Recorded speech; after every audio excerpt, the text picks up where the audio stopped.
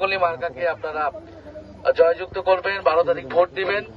আমরা চাই যে বাংলাদেশের পরিবর্তন হোক, আমাদের এলাকার জন্য যাতে আমরা কাজ করতে পারি। এলাকা নানামুখী সমস্যা রয়েছে, আমরা সেই সমস্যাগুলো সমাধানের বিভিন্ন ধরনের প্রতিশ্রুতি দিচ্ছি। আমরা দায়িত্ব পেলে, সুযোগ পেলে ইনশাল্লাহ এইসব সকল প্রতিশ্রুতি আমরা অক্ষরে অক্ষরে পালন করব।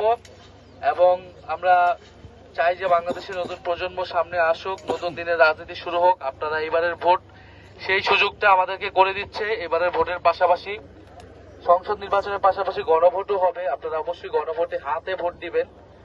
হ্যাঁ এবং না দুইটাতে ভোট দেওয়ার সুযোগ থাকবে। হাতে ভোট দিলে আমাদের সংবিধান থেকে শুরু করে অনেকগুলো সংস্কার বাস্তবায়ন হবে।